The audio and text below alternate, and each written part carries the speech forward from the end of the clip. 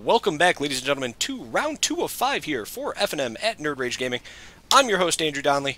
With me, my special guest co-host tonight, NRG regular, Matt Hauser. Matt, what's going on, bud?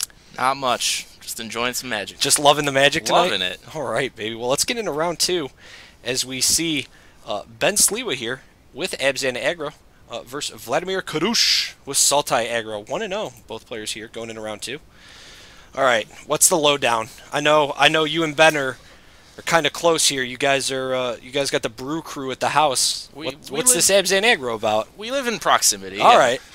So Abzan Aggro plays Abzan colors. All right. And then uses really good creatures in those colors. Sure. To kind of overtake the opponent. Okay. And when I say really good, I mean like really good. Really good creatures? Paying what kind 2 of creatures mana are for we 3/3s. Whoa. We're paying 3 mana for 4/4s. Jeez. So really just exploiting the whole curve. Is that what it's like to cast creatures? I tend to cast as little creatures as possible. It's not always. Okay. Sometimes you're creatures paying are 3 and only getting a 2/2. I mean, Right. it does make goblins, but Yeah. you know, it's not as exciting when it's staring down a 4/4. Now I'm kind of interested in this Sultai aggro list too. I want to see what comes out of here. I hope it's Rakshasa Death Dealers. I think that's a safe assumption. What else do you think's gonna rear its ugly head out of the Sultai pits? All right, I kind of want to see. Let's see. Yeah, so Rakshasa, I think he's guaranteed. I think Okay. we'll see maybe like Blood-Soaked. Interesting. Yeah, see, I don't know, like, what's the primary color in this aggro deck? Is it, like, black? Is it green? I guess time will tell. Yeah, we'll get to see. As Ben leads off here with a Windswept, he decides not to crack it. So we got no turn 1. Vlad's going to play a Temple and Scry. Let me see what he's got. He's got Island. He's keeping it close. Can't quite see what else he's got in hand. Yeah, he keeps it close. Yeah, man. No he one gets folds to them know up. Vlad's hand. Dude, he's keeping it secret. So Maybe Sliwa will rip a Thoughtseize. that'd be nice. Yeah. Here we go. We'll see a fetch. So Sliwa going to accelerate in what to I imagine is a Fleece Mane Lion. Dangerous there for Ben. Even though it's an F&M, left his deck upside down as he played a second land and then continued to fetch, showing Vlad a Courser of Crewfix on the bottom of his deck. Alright, so we know your deck has Courser in it. Courser not a staple in the aggro decks. Yeah, very interesting. I wonder if this is more of a mid-range build for Ben, or if he's really full bore on the aggro. We might see a Very possible. Fleece Mane here. I mean, we might see nothing here. I don't know. Okay, so There you go. we're on the plan of We're on the plan Abzan of, aggro here. We're on the plan of Abzan efficient creatures. Oh, they're so efficient. They're loving it. So I think I'm seeing a Satyr Wayfinder in Vlad's hand. So I am very interested in what his take on aggro is in this deck. So he's gonna rip the Wayfinder. This will probably give us a few Sidisi. Oh, there it is. Well, I just got my answer. Okay, so here, interesting to know. I don't know if he's got a whip in the sideboard. Don't know if he has a whip in the main. So maybe this is his take on a Sidisi whip type deck. I think Whip's fair to have in his main. Yeah. If he's loading his graveyard up. Sidisi, a pretty favorite target of Whip. Getting free zombies is always nice. Ben's gonna go to attack, swing with the Fleece Mane. A quick block there from Vlad. Yeah. He knows what Wayfinder does, and that is just chump block the next attack. Chump blocks and fills the graveyard. Yep, absolutely. Ben dropping out of 17 after the cast of Anafenza. 3 mana 4/4. Interesting to note though, Vlad did not take the polluted Delta. Has one in his hand, has a swamp, doesn't have access to blue mana right now. I don't know if that's necessarily a bad thing with his setup, but I like to have all my colors. I'd like to at least see an Opulent Palace at some point. Well, because he saved it for the waste. He took the waste over it. Yeah. So he might... Maybe he's like locked on something that's double green. Sure. And he needs that as soon as possible. The lion is going to meet Vlad's face. Yeah, he's going to get in there. As the Fleece Man Lion Oh. commonly does. And there's his best friend, Siege Rhino. Dr. Siegingtons? I will see your efficient creature and give him Lightning Helix. Jeez. So Ben only at 19 after the Rhino drain and gain. I mean, I have to kind of give an edge to an Abzan aggro deck. It's a little more established, and it's got just straight up value for all its creatures. Yeah, all of its creatures are really, really great. Again, you can kind of tell that Vlad is trying to get stuff in the yard, bring it back, but it's not what he's doing right now. Yeah. It looks like he's got a cut, though. Maybe that's a Tasigur. Daddy Tasker wouldn't be bad here. Yeah, it looks like Tasigur. But we'll see. Yeah, he's going to go with Sidisi. Okay. So he'll get some chump blockers, most likely, or maybe not. Nope. No zombies for you. That is a Become Immense, a F&M promo Bio Blight, Yep. and a Temple that are going to the yard. So, Lone Sidisi. Become Immense is an Interesting interesting tech. spice. Yeah, that's some new tech we haven't seen before. I guess that's one way to go over Abzan aggro. So Ben promptly removing Sidisi from the field. I agree with that play. Yeah, that's a good play. Violet if you got it, as they say. And then coming in for a whole bunch of damage with your Rhino and your Lion. These Abzan aggro decks, after watching Mr. Joe Bernal play one of these at our last SCG event, and eventually taking the win in the finals, his deck just felt so streamlined to me. I mean, it seemed like it cut all of the fat off of these other Abzan decks that you had seen. And man, was it strong. I mean, it was like turn 1 Warden of the First Tree, turn 2 Rakshasa or Lion, turn 3 remove your guy, turn 4 play my Rhino. I mean, it was really strong deck. Just all the gas. Yeah, Yep. yeah, a ton of gas. And then just some removal here and there in case you feel like blocking. Also, the first time I'd gotten to see Warden of the First Tree in play, did not know it continued. I'm so used to Spirit of the Destiny, or Figure of Destiny, I'm sorry, the older version. Yeah, Warden of the First Tree just keeps growing. Yep. You just keep dumping mana into it, and it keeps getting 5+1/+1 counters. That's your prerogative. That was a thing that happened. You can pump him to your heart's content. Very cool. So yeah, he's really good turn 1. Again, just another must answer out of the Abzan aggro decks. We're going cruising. Vlad says he wants to find an out here, but what are we looking for? We played a land for turn already. We did. We do get a recall, though. I mean, we have it looking like he's getting rid of most of his yard for this. Does it leave us with enough to cast the Tasigur we still have, though? That's the question. I don't think so. Unless well, I guess he could pitch that Sidisi in his yard to delve, because I think we definitely want to play Tasigur. Yeah. We need something here just to deal with this board. And Lion is actually going to threaten his Monstrous next turn. So we see the draw. What do you have, sir? You polluted Delta. Can't quite see this. Do we see double land off that draw? So he's... Does this get us there? Satyr Wayfinder. Okay, so we can fill the yard up again here. Sure. And then play the Tasigur. Yeah, that's fair. But we're missing now our... Is that not a Torrent Elemental. What am I thinking of? What's the blue card there? The one that exiles? Yes. That you can play from exile? Yeah, Torrent Elemental. Torrent Elemental. Yeah. What's the new one called? Do we know what the new one called? What's the 3 Wave, blue? Yeah, I'm sorry. It's Wave Breaker, Wave Crasher Elemental. Mm-hmm. I have no idea what I'm talking about. Yeah, totally different. Very different cards, but I'm actually interested to see if this could make an impact now.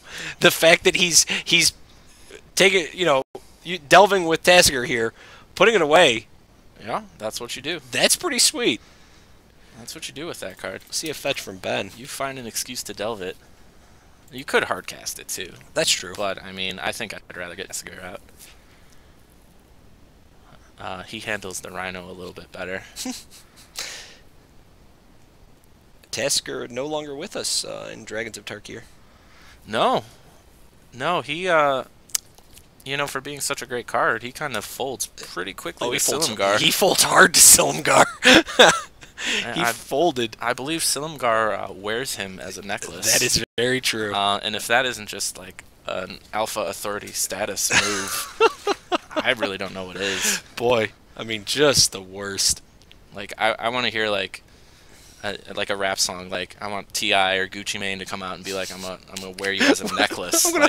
That's so gangster. I got that Silmgar around my neck. He's got Or the I pug got the face. Tasker, I guess, the pug-faced Tasker. Oh, jeez. Love it. Jeez. That was a good nod there that Wizards of the Coast did. So Ben's kind of mulling it over here, trying to decide if he wants to go to combat, or are we on Vlad's turn still here with Tasker?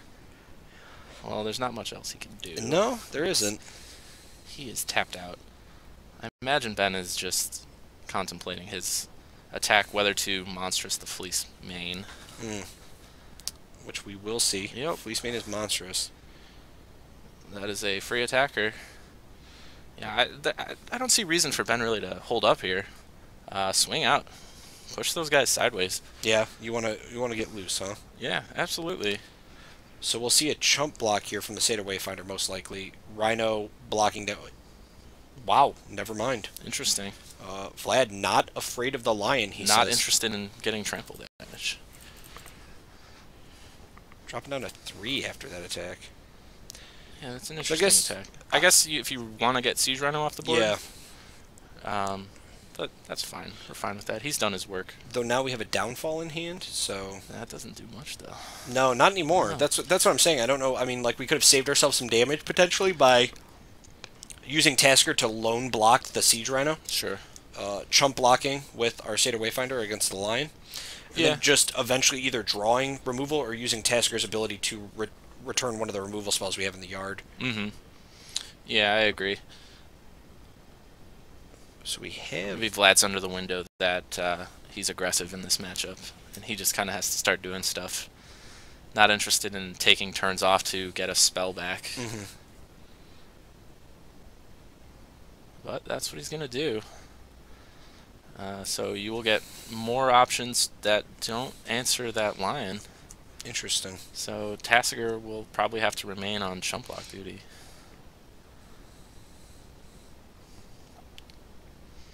So he's going to spread out the choices. So we see Bioblight, a Seder Wayfinder, and 3 heroes downfalls. That's quite a bit.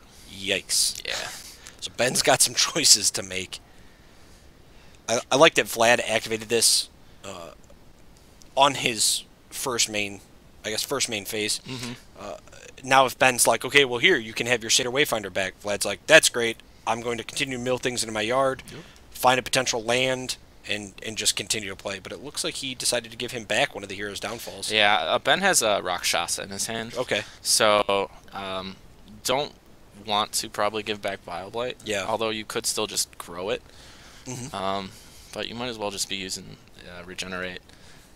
You'll still have mana up. I mean, just like an Embarrassment of Riches on Ben's side. And he's got a downfall too, actually. So that Tasker is most likely dead, and Lion is going to finish the job. Wow. Yeah. That was good. Did he have that in hand, or did he top deck that? I believe he drew it. Wow. Oh, really? Yeah, I couldn't tell. I imagine if he had it in hand, it would have killed Tasker earlier than it did. So that was a good rip off the top for Mr. Sliwa, who will take game 1. Yeah, I mean, Abzan Aggro. Fairly powerful deck. It's really good. I mean, if you want to talk about just straight up value, creature for creature wise, they definitely have a cutting edge. So as the players look at their sideboards, we can also take a look at theirs as well. I've got Vlad's in hand for the Sultai aggro deck. Let's see what he's got. He's got a copy of Whip of Erebos, copy of Bioblight, 2 Sultai Charms, 2 Negates, 3 Pharikis Cures, 2 Archfiend of Depravity, 1 Erebos God of the Dead, 2 Disdainful Strokes, and 1 Stain the Mind. What are you snapping off out of these? All right. Probably the Strokes. Mm-hmm. Those answer most of Ben's bigger threats. I also like Whip. Whip, the life gain is relevant. Being able to get back to DC. And, I mean, I don't know what else, actually. Tasker would be nice. Yeah. We didn't really see many creatures So I think out of Vlad's aggro deck. this will be the first time. But I think a Whip is a safe bet. I think Whip's a safe bet. But Yeah. I'm gonna disagree with you. Okay. I don't think Disdainful Stroke is good here. No? You don't like dealing with Siege Rhino? It deals with Siege Rhino, right? It does. That's it. It does not hit Anafenza. It does not hit Rakshasas. It does not hit Hero's Downfall. It does not hit Lion. It does not hit Thoughtseize. These are cards I cannot counter with Disdainful Stroke. That is true. However, I'm more concerned over like Ben's top end. I think Rhino is what's going to close out this game. He might also have Wingmate Rock. Interesting. Coming out of the sideboard? I believe it might be mainboarded. Wow, really? Yeah. So he's actually on. It's kind more of a staple for these aggro decks, actually, to curve out at 5. Interesting. Does something like Stain the Mind come in here to remove the high-end threats? It's pretty appealing, yeah. It is. Once again, we didn't see a lot of creatures from Vlad, so I don't know if we're ever going to get the chance to fire it off as quickly as we'd like to. I mean, with Satyr Wayfinder help, we're maybe firing it off on turn like 3 or 4 potentially. I like the Farika's Cures though. Once again, like I do. Bioblight Cures. Yeah, I mean, deal just with the early stuff. Yeah, absolutely. Oh, yeah. And I mean, maybe even the Sultai Charms remove a creature, potentially. Better yet, hopefully let me draw some cards, I guess. Yeah, if we have Sultai Charms, it's definitely going to be to draw. They don't actually deal with many of Ben's creatures. That is as true. They are mostly I guess multicolored. Multicolored creatures. Yeah. Yeah. So Ben's deck is very initially good at dealing with Vlad's deck in general. Yeah. Multicolored creatures that get under most of your counter spells, and can pretty much go over most of your threats that you put on board. So really, we're kind of on the whip plan. We like the whip. I think so. I'm surprised that's not something he tries to do initially, where he just fills his yard, gets a whip out, and then starts whipping lets stuff. Go to town. So maybe we'll see something more like that in this game too. Sure. Especially now that Vlad's on the play, he's going to need to. I mean, if that's his line, yeah, we're pretty much like hoping for Wayfinder turn 2, Sidisi turn 4 into whip. And hopefully all those things are just hitting all the relevant things. So you've got Ben's sideboard in front of you. What is he packing? So Ben's got 4 Drown in Sorrow, Jeez. 3 Back to Nature, 3 Glare of Heresy, 2 Sorin Solemn Visitor, 2 Nissa Worldwaker, and 1 Murderous Cut. Am I safe in saying that Ben Sliwa does not like playing against red, white, or Jeskai tokens? Given that half of our roommate situation plays a red-white based strategy deck, that is probably some kind of meta call against the house? field of our house. He is more than willing to face off against red-white. All right, so he's ready for that matchup if it ever gets there. Well, what I like here is, I don't know. I guess you can bring in Nissa. Okay. Making lands dudes is pretty good. Again, Vlad's removal in Sultai Charm really can't deal with that. Sure. And having your lands become creatures is generally pretty good. I can agree with that. Especially with Vlad's slower starts. Yeah, that's true. The Sultai aggro deck has not really came out of the gate here very quickly. I don't know if I like the Nissas over the Sorins, though. I would definitely bring in the 2 Sorins. Yeah. It's just, none of these options are, super appealing. It's clear this is a sideboard that's sort of aimed towards token strategies. Yep. Something like Sultai aggro, or even just if Sultai control, there's not many options here. Ben didn't really see any enchantments, so Back to Nature's out. There's no white in this deck, so Glare of Heresy is out. Done. Drown in Sorrow's like, all right, well, I've killed your one Wayfinder and my lion, or potentially whatever other creature. I don't think we're gonna get to see Drown. I don't think it's coming in either. It's interesting that he did choose to devote 4 sideboard slots to it, though. Yeah, he's ready. He's committed. Fired up to it. I don't even own 4 Drown in Sorrows. I can't imagine having that many. So many slots. Both players going to draw their hands here. Vlad on the play after losing game 1 to Mr. Sliwa.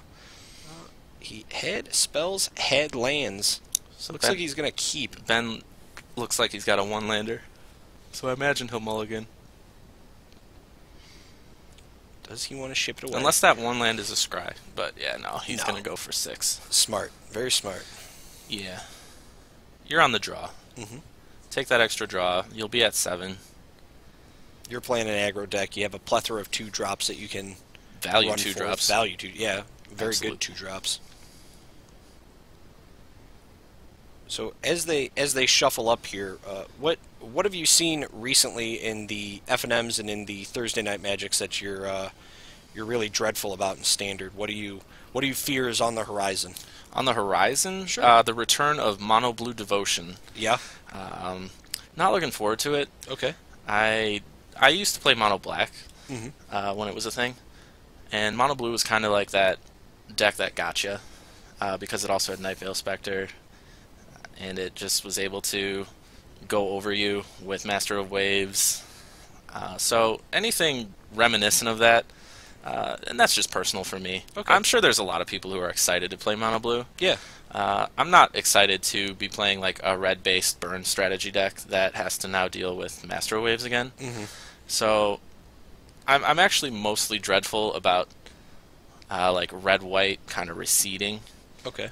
I don't think it got as much love as something like blue-white or Teamer got from this new set. Sure, because we didn't get hosed at all for control players in the blue-white, I guess, color pie chart. But that's interesting. So let me ask you this then, if you are fearful of mono blue, quickly as Ben has decided to mulligan again, now down to 5. Yeah, it's rough. What 2-drop will mono blue play? 2 drops. As they you've have got some no options. Tidebinder Mage. No mage, but we are seeing some blue-based enchantments.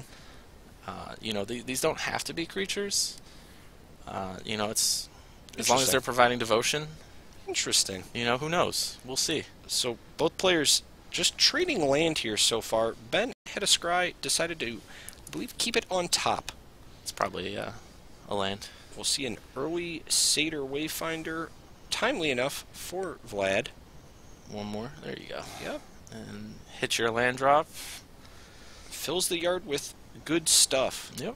That's the start. That's the start we were talking about. That's what you want. So let's see here if you can follow it up with some gas. Looks like we got a Courser. That's not bad. Seems like a safe bet. Yeah.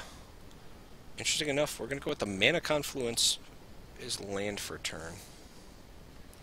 That's fine. Burn himself for 1. Drop him down to Courser's 19. going to gain us our life back. And Courser does the job. Kind of a format-defining card, if you will. And we see a Whisperwood Elemental. Vlad on the attack with the Satyr Wayfinder. Love it. Get the free damage in while you can, kids. Absolutely. It's not very often a Wayfinder gets to get in there for damage. Hey, it's like getting in with your Elvish Mystic.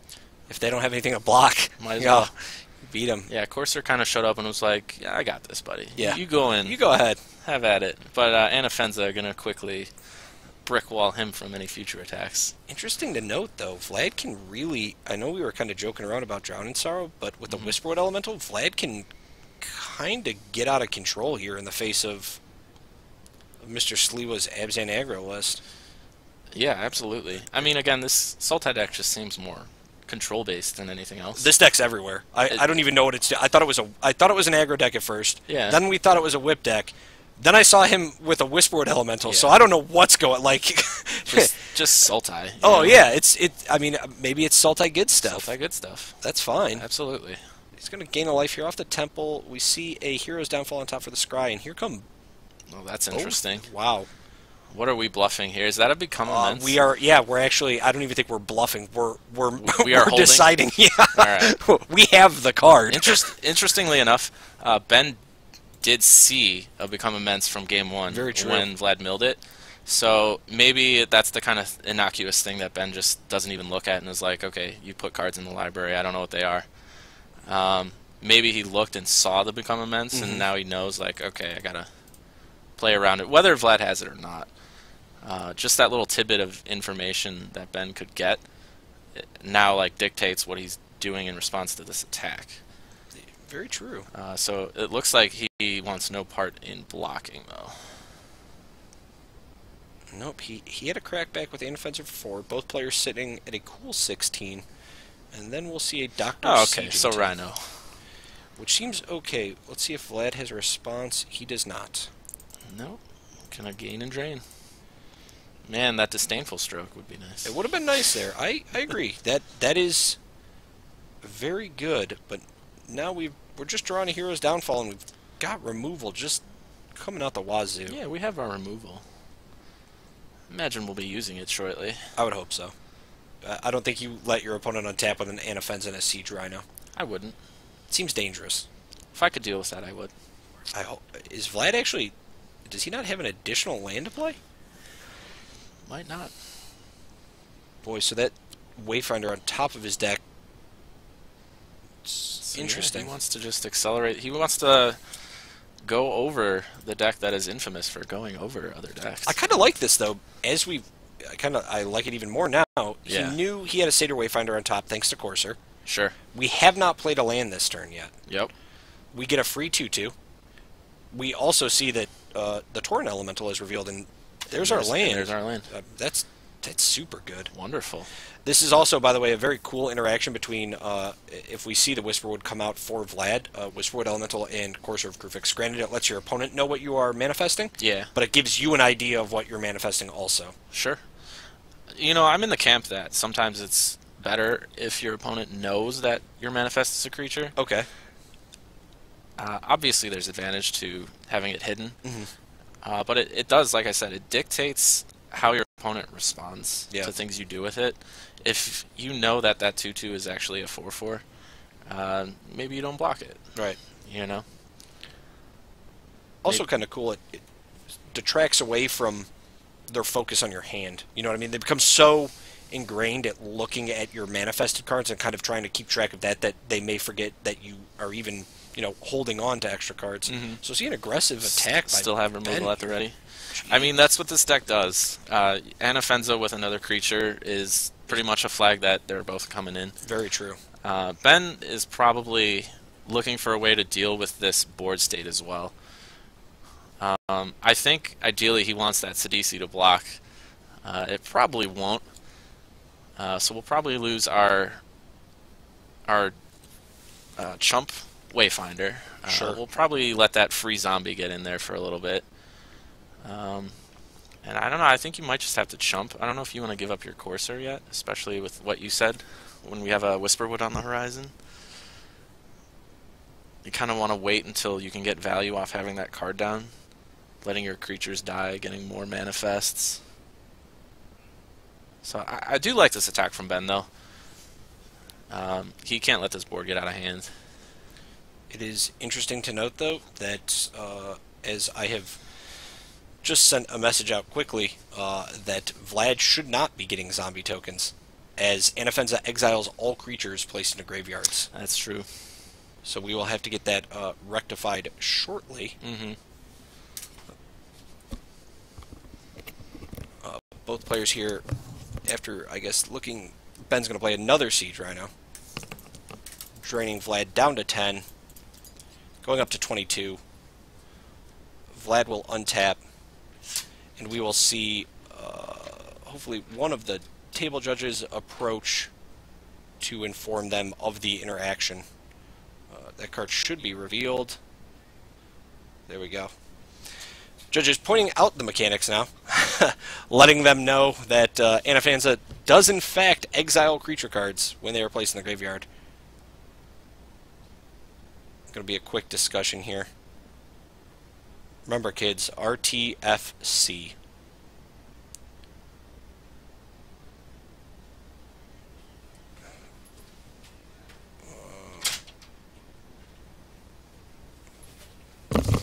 Both players shuffling up. Interesting. Vlad trying to figure out a scry here or a fetch. I believe he's just shuffling. Just shuffling. Yeah. Just game state. Yeah. Yeah. So There we go.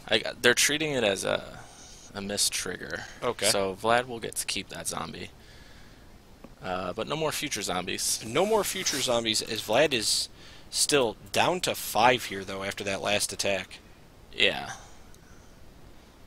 I mean, this seems kind of like deja vu, because we're kind of saying that maybe this doesn't matter. Yeah. Vlad's pretty dead. Yes. But who knows what kind of What kind of things can happen. Tricky tricks he can have up his sleeve. what that zombie may end up doing. I mean, now it's... So I think a downfall on this Anafenza is pretty appealing. I mean, yeah, now more than ever. I mean, we definitely need to get rid of it. Probably should have gotten rid of it, much earlier. I would but say so. Let's see what Vlad can do. Yeah, it seems like Anafenza shouldn't have extra value on top of being a 3-mana 4/4, but it does. It does, in fact, yeah. It nukes your yard, guys. So that kind of goes against most of what Vlad's trying to do here. Vlad also kind of reaching for the Torrent Elemental, I believe, in his yard. That'd be a start. Does he have anything to delve with it, though? I don't know. I don't know if he's now doesn't want to cast it because it technically should have been exiled. Mm-hmm. He may just be going good guy Vlad here and Good says, guy Vlad. this card was supposed to be exiled. It wasn't exiled. That was our fault. Well, technically, it being exiled, yeah. Oh, would still be an allows you to. advantage. Yeah. Oh, yeah. Still allows So you to cast it. he's playing good guy in that we missed the trigger. I I'll leave it won't in the cast- graveyard to not get value off it. Very true. Good old FNM. Good. Welcome to FNM, baby. Casual REL. Where the best magic happens. Hey, this is where you come to test out the brews. Where we discover black-white constellation decks. We discover black-white constellation decks. The fact that Anafenza exiles creatures that go to the graveyard is relevant. I mean, Mm-hmm. You know what? I still haven't seen a Rakshasa on Vlad's side. we have not seen that card. So I'm questioning the aggro in its title. Yes. I don't know if we can... Maybe we can, like, kind of veto Veto aggro. this deck list name and just call it Sultai. Just call it just straight up Sultai. Is that what you just... Boom. I think so. It's just It Sultai. just feels better. I feel better about it. So you don't have to say aggro afterwards? Yeah. Unfortunately for Vlad, he heroes downfall as one of Ben's rhinos there. And Ben's still got a rhino and Anafenza on board. Yeah. Now, Vlad's sitting with a negate in his hand. Here comes the team. Trigger from Anafenza. Rhino will get the counter.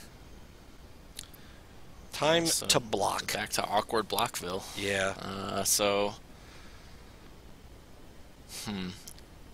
I'm surprised this Anafenza is still alive. That block makes sense to me. And I guess if you can save 2 points of damage for nothing, you might as well. Yep, that's going to have to be. So we can remove the Anafenza here. Looks like we've got a 4 damage. Is that what we're doing? We still got that Become Immense, man. Oh, I forgot about the Become Immense. Again, though, we're 1 for 1ing a Rhino. Correct. So the reason the token stayed as the table judge ruled it was that when the Sidisi trigger went off, the Anafenza trigger, well, the Anafenza, I don't even want to say trigger, the static ability. Yeah, the static effect of Anafenza was not recognized by either players. Yeah, too late to go back on it. They had already gone through many turns with that zombie out. So the table judge ruled that the token would remain on the field. Both players are aware, though, of Anafenza. Of Anafenza's ability now, yeah. As I'm sure and we are all better players now. Definitely. Having gone through it. Anafenza's ability is a static ability. I think we kill Sidisi, but Ben looks like he's going to deal it all to that Courser. Seems good. That seems fine. So we'll retain our Sidisi, retain our 1 zombie, and see an additional Anafenza. Yeah. That's how we do it. Legendary creatures. Might as well. You think you've answered them, and sure enough, you're allowed 2 or more copies in your deck. So Vlad's got a fairly good hand of what appears to be some reactionary spells and removal. I mean, I guess we can't battle the Anafenza with our Sidisi. What do we have access to? Is that a treasure cruise? Looks like a cruise, yeah. And a Whisperwood. Why are we not playing the Whisperwood Elemental? We know, as Vlad did not reflip over the top card of his library, that the card we would manifest is a Satyr Wayfinder. Okay. Ben knows that too, as he just pointed it out to Vlad to reflip over the card. Yeah. So I feel like the Whisperwood Elemental here is just the best play in our hand. I mean, his body's fairly large. Yeah. Vlad looking like he wants to test the waters with an attack. No need to cast the Whisperwood right away, I guess.